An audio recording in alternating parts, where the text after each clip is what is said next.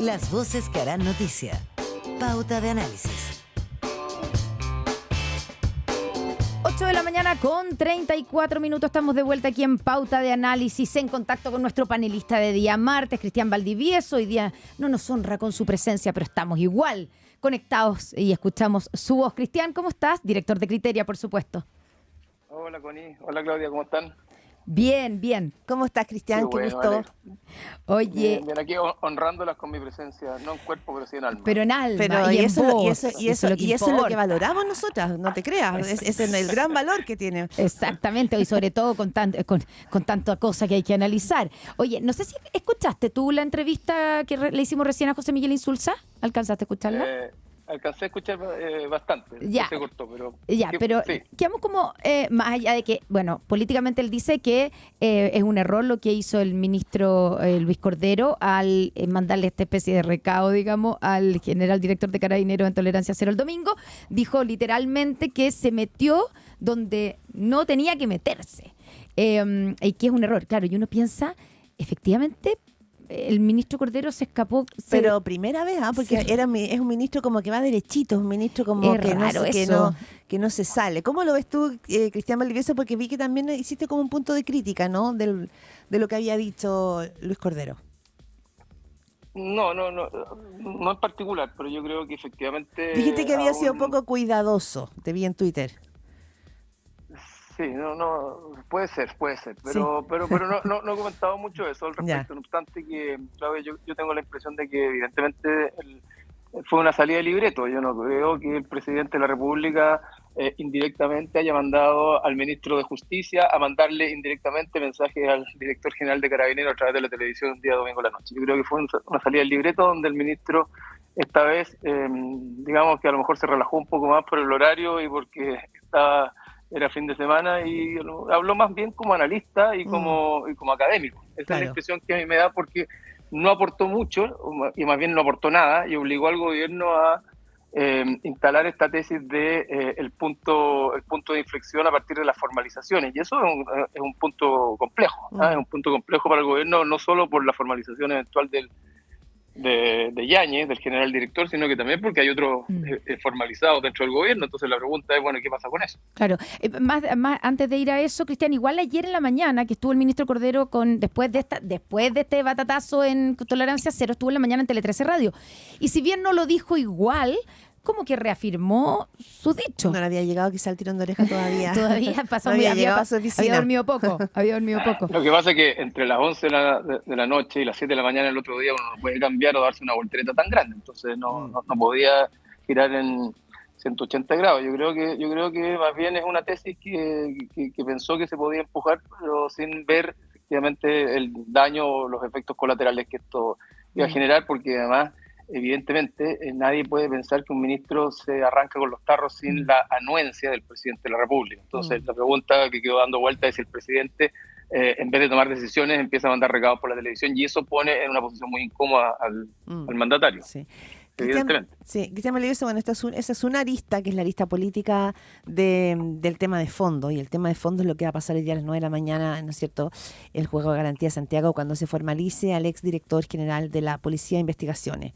Cada vez tenemos más información, ¿no es cierto? Ya son muchísimas, son más de 500 las conversaciones que habría tenido el Sergio Muñoz, que vemos que está llegando en este momento justamente al Centro de Justicia. Exactamente, el Centro de Justicia parece formalizado. Oye, en un caos rodeado por periodistas que tratan e intentan sacarle alguna declaración. Claro.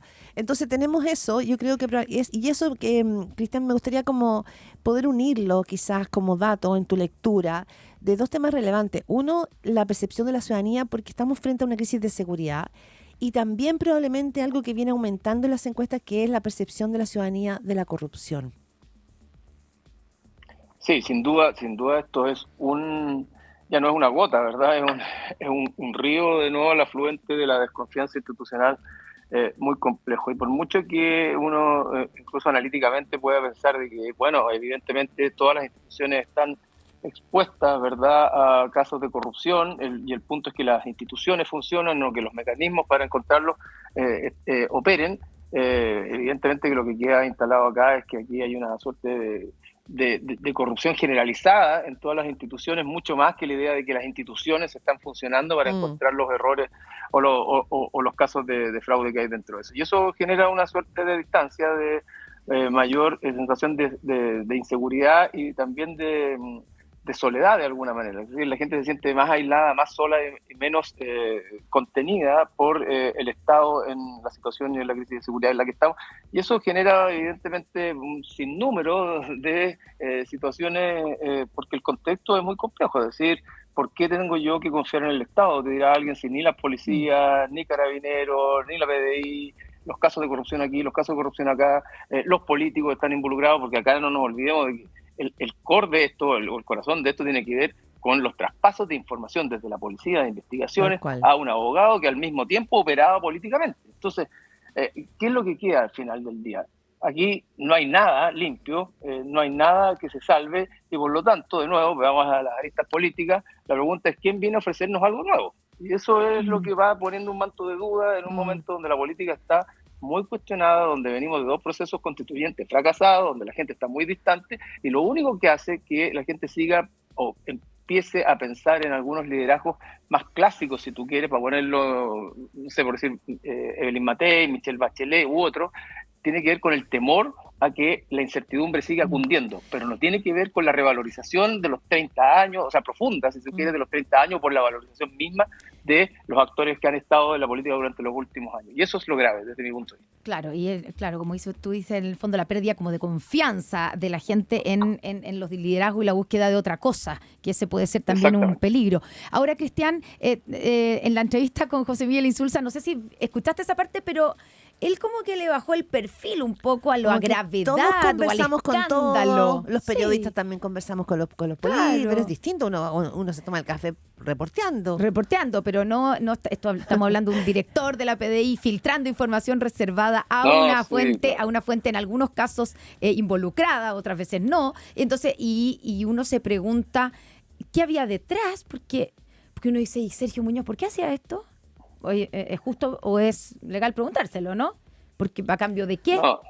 No, sin duda, sin duda. Ahora, yo creo que el estándar del senador Insulza es un estándar que ya no se resiste en la sociedad en la que estamos viviendo hoy día. Es decir, si tú durante los 90 o los 2000 comentabas que bueno, la política se podía hacer conversando, incluso intercambiando información que era confidencial y eso tenía, por último, que se podía aludir a razones de Estado, eso no pasa ningún filtro de confianza ciudadana hoy día. Es decir, si las leyes están para cumplirse y las formas importan no solo por las formas, sino por el fondo que contienen, esto no se soporta y por lo tanto me parece a mí que él está usando un estándar que a lo mejor fue tolerable durante los 90, pero que hoy día es intolerable y que solo agrava la sensación de distancia o la sensación de estar desprotegido y además esta lógica de una élite como de privilegio, ¿no? Fuerte, de una élite de privilegio que tan fuerte se instaló durante la época del estallido social, donde de alguna manera el relato que la sociedad se empezó a dar respecto a lo que pasaba tenía que ver exactamente con esto, una élite de privilegios que vive absolutamente al margen de la realidad de la mayoría de los chilenos y que arregla sus problemas de alguna manera entre ellos. Tomando tecito y comiendo churrasco. Claro.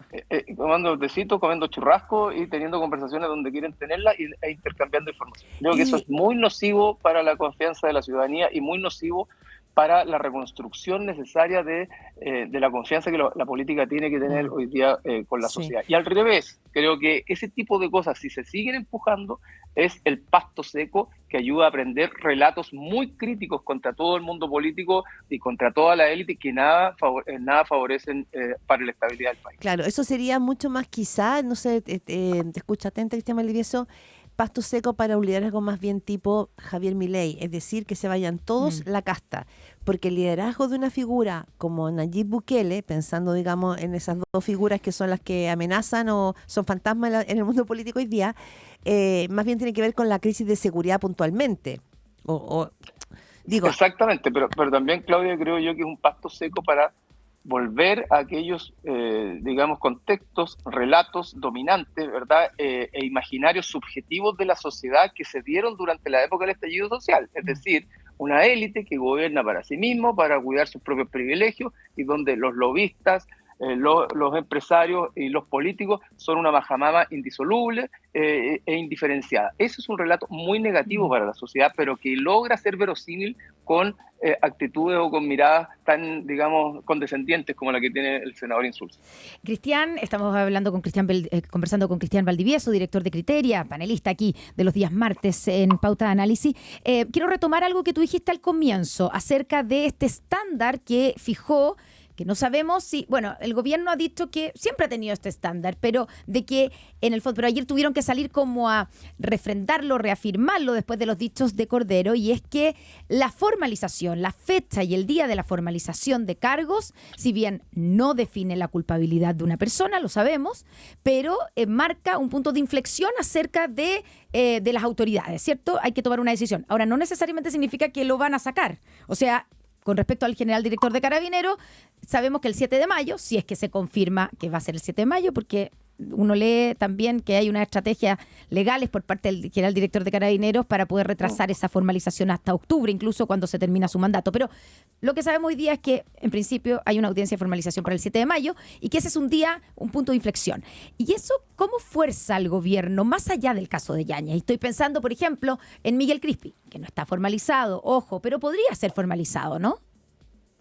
Claro, pone de alguna manera un estándar que ya va a ser difícil de sortear o saltarse por parte del gobierno, y que me parece razonable, me parece que es atingente, pero lo que uno duda es si era el momento de instalar esta discusión en el gobierno respecto del general Yáñez, cuando el problema hoy día está en la PDI, claro, está en los audios, está en los WhatsApp filtrados, y es ahí donde debiera estar el centro de la preocupación del gobierno, y es ahí donde incluso digámoslo de una manera política, es ahí donde el gobierno debiera tirar la pelota o dejar que se centrara la discusión mediática. Pero lo que hemos escuchado en el último tiempo tiene que ver con cómo el gobierno ha reaccionado respecto de la situación de Yáñez versus la situación de Muñoz. O sea, se hizo y como un que el gobierno autogol. estuviera haciendo... Se hace un autogol en un minuto donde efectivamente la pelota estaba saliendo de la cancha del gobierno y los que tenían que estar dando explicaciones aparentemente eran otros, porque los audios hasta ahora no han comprometido al gobierno. Tiene bastante talento el gobierno para eso, ¿no? Tiene bastante talento el gobierno para eso, pero además está instalada esta suerte de juicio crítico sobre cómo actúa el gobierno en distintas situaciones y que en general se hace trampa en solitario y por lo tanto se tiende a ir hacia allá, a mirar eso más que a mirar dónde está produciéndose, creo yo, el foco o el centro de la noticia. Algo similar, y esto es un paréntesis, pero algo similar pasa con el gobierno, que en vez de decrecer 0,2 crecimos menos 2%, menos 2%, 0,2%, ¿verdad? Crecimos 0,2% y sale a celebrarlo, en vez de tener una actitud mucho más tranquila, pausada, y que la ciudadanía juzgue, bueno, se transforma esto finalmente en una suerte de ridículo más que en un logro del gobierno o en una noticia menos negativa, ¿verdad? Hay como una... ¿Tú dirías que el gobierno está sentado como una suerte de autocomplacencia? Yo creo que el gobierno está intentando ver el lado medio lleno del vaso, porque durante mucho tiempo no solo la sociedad, sino que ellos mismos vieron el vaso durante estos 2 años, el vaso medio vacío. Entonces está intentando decir, bueno, esto hay un vaso medio lleno que es mejor mirar, pero yo creo que hay dos problemas en esto. Primero, que la coalición en su conjunto no lo está viendo, ni quiere contentarse con esa parte llena del vaso, y por lo tanto se tensionan y muchos vuelven a mirar el vaso medio vacío y vuelven a cuestionar que haya avances, porque quizá esos avances, por muy menores que sean, no tienen relación con las ideas originales del gobierno. Y segundo, eso se topa con una ciudadanía que en términos experienciales no ve que hay avances, más bien se topa con los retrocesos, y estos avances que existen son muy, muy menores. Entonces, probablemente lo que el gobierno debería haber trabajado, más que un relato de avances, de que estamos mejor respecto a 2 años, tiene nada que ver con tratar de instalar una suerte de mayor optimismo de que las cosas sí van a ir mejor porque están yendo algo mejor, pero hacer la comparación con 2 años atrás creo que instala una suerte de juicio que la ciudadanía no se banca porque no es verosímil. Oye, Cristian, claro, tú dices, justamente el gobierno tenía todo, desde el punto de vista político estoy diciendo, tenía todas las de ganar en el caso de Sergio Muñoz, por lo menos hasta el momento. todos los dardos de las conversaciones, las filtraciones de Sergio Muñoz, del director de la PDI, a Luis Hermosilla, afectaban al gobierno del expresidente Sebastián Piñera, ¿cierto? A Andrés Chadwick, entre medio, etcétera. Y el gobierno logra, vía la intervención del ministro Cordero, que todo cambie, que eso, digamos, pase como a segundo plano. Hoy día, por supuesto, que va a ser diferente, me imagino, porque estamos todos pendientes de la formalización de Sergio Muñoz y vamos a saber los detalles, etcétera. Pero logran que se cambie el foco hacia el general director de Carabineros y hacia toda una polémica de qué debe hacer el gobierno, porque incluso el Partido Socialista sale a apoyar la permanencia de Yáñez en el cargo. Exactamente, y eso es lo Eso es lo que no se entiende, ¿no?